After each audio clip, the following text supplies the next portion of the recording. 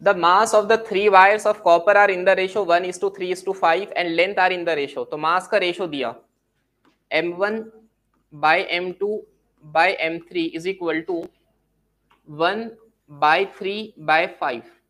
ये रेशो दिया है उनका. अगर हम कंसीडर करें m1 यहाँ 1 है ना, m1 को हमने m कंसीडर कर लिया तो रेशो क्या हो जाएगा m/3m/5m. अब हम लिख सकते हैं m1 को m के बराबर, m2 को 3m के बराबर और m3 को 5m के बराबर, इक्वल लिख सकते हैं उनको.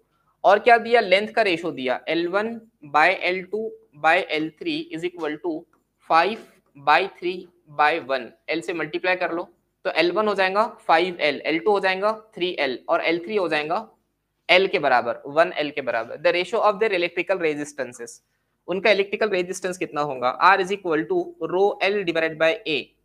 लेंथ का रेशो तो दिया है, एरिया के बारे में इंफॉर्मेशन नहीं दिया. सवाल यह है क्या एरिया कांस्टेंट होगा, क्या सभी वायर का एरिया कांस्टेंट होगा. एरिया कांस्टेंट नहीं होगा. क्यों कांस्टेंट नहीं होगा, लेंथ तो उनकी बदल रही है लेकिन साथ में उनका मास भी वेरिएबल है. दो चीजें वेरिएबल, मास वेरी करने की वजह से क्या उसका एरिया बदल सकता है.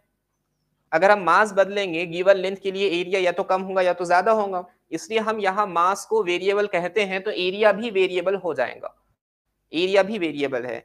मोटा मोटा इतना याद रखिए कि अगर मास के बारे में इंफॉर्मेशन दी है या इशारतन मास के बारे में बात की है तो फॉर्मूले में मास आना चाहिए. मास कैसे आएगा, एक काम करे इसको लेंथ से मल्टीप्लाई कर लो, एरिया इंटू लेंथ कितना हो जाएगा, वॉल्यूम. तो rho L square divided by V, rho L square divided by we.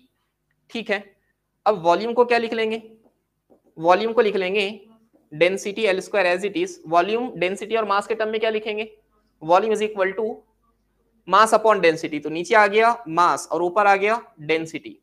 Material बदला क्या, the mass of 3 wires of copper, तीनों वायर कॉपर के हैं तो सबकी डेंसिटी कांस्टेंट होंगी, इसलिए density constant, resistivity constant. Ratio क्या मिल जाएगा, R1/R2/R3 is equal to L1 square upon M1 divided by L2 square by M2 upon L3 square by M3.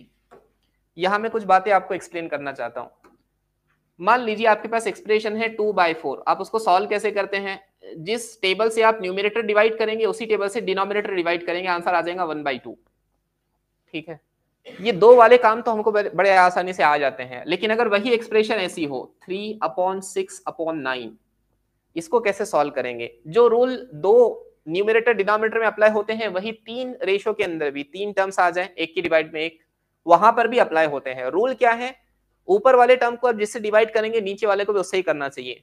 मतलब यहाँ पे आप अगर एक टेबल यूज कर रहे हैं यहाँ भी वही करना चाहिए और यहाँ भी वही टेबल यूज करना चाहिए. हमको क्या लगता है, अगर ये एक्सप्रेशन ऐसा है 3/6 डिवाइडेड बाय 9 है तो इसको 9/1 लिख लो, ये ऊपर चला जाएगा तो हो जाएगा 3/6 इंटू 1/9. ये ऐसा नहीं होता, ये टर्म इसके डिवाइड में नहीं है, ये तीनों एक दूसरे के रेशो में है. ये कैलकुलेशन 2 के लिए वैलिड है, 3 के लिए नहीं. तो गलती मत कीजिए प्लीज, 3 चीजों का रेशो दिया है इसलिए हम ये काम नहीं करेंगे. उल्टा करके ऊपर लेकर जाना ये यहां नहीं होगा. यहां क्या होगा, 3 6 9 है तो ये कितना हो जाएगा 1/2/3. ये पहली चीज आपको याद रखना है रेशो से रिलेटेड. ऐसे ही 4 का भी हो सकता है. 4 का अगर कैसे आ जाए, आपको दिया R1:R2:R3:R4 इज इक्वल टू 16:12:8:4. ये क्या हो जाएगा 16/12/8/4. तो ये 8/4 उल्टा होके ऊपर, तो 16/12 इंटू 4/8. ऐसा नहीं होता, नीचे वाला टर्म उल्टा होके ऊपर नहीं जाता. यहां क्या होगा 4 1 जा 4 2 जा 4 3 जा 4 4 जा, सारे चार एक ही टेबल से कैंसिल होंगे तो कितना आएगा, रेशो आएगा 4:3:2:1. याद रहेगा.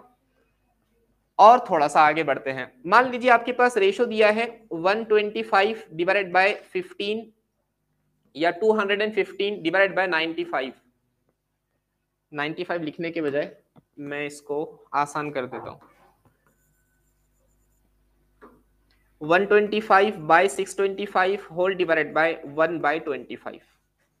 रेशो ऐसे दिया है, रेशो कैसे दिया, R1:R2:R3 इज इक्वल टू 125:625:1/25। अब क्या होगा, अब ये 1/25 को आप चाहे तो ऊपर लेकर जा सकते हैं, लेकिन मैं कहूंगा वैसा मत करो, कंफ्यूजन होता है उसमें। हमारा बेसिक रूल क्या है, देखो मैथ्स में ना सिर्फ दो ही रूल है, एडिशन के और मल्टीप्लिकेशन के, सब्ट्रैक्शन भी नहीं है, डिवीजन भी नहीं है। तो सब्ट्रैक्शन क्या है, नेगेटिव नंबर का एडिशन है, और डिवीजन क्या है, इनवर्स नंबर का मल्टीप्लिकेशन है। 2 से डिवाइड करना मतलब 1/2 से मल्टीप्लाई करना। तो बेसिक ऑपरेशन दो ही है, एडिशन और मल्टीप्लिकेशन। तो हम यहां पर इस नंबर को सॉल्व करने के लिए मल्टीप्लाई ही करेंगे। 1/25 को कैंसिल करने के लिए 25 से मल्टीप्लाई कर लो, इसलिए यहां भी 25 से मल्टीप्लाई करना पड़ेगा, यहां भी 25 से, ये दोनों कैंसिल होंगे, आंसर आएगा 125 इंटू 25 बाय 625 इंटू 25 बाय 1। मोटा मोटा याद क्या रखना है, अगर 3 या 4 का रेशो आ जाए, ऊपर से नीचे तक एक ही टेबल से डिवाइड करना, या ऊपर से नीचे तक एक ही टेबल से मल्टीप्लाई करना, अलग अलग से नहीं।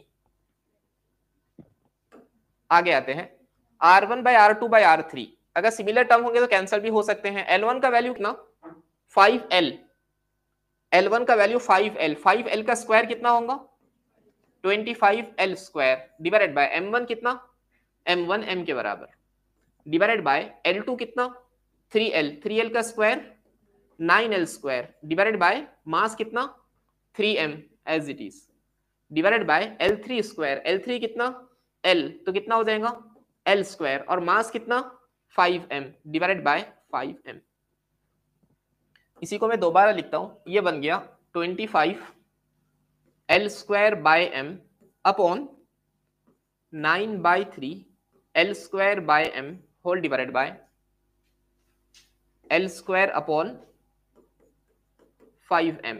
ठीक है, ऊपर भी L स्क्वायर बाय M, नीचे भी L square by M, L square by M, तीनों में आने वाले टर्म सेम है, कैंसिल हो जाएंगे, एक ही टेबल से कैंसिल हो गए।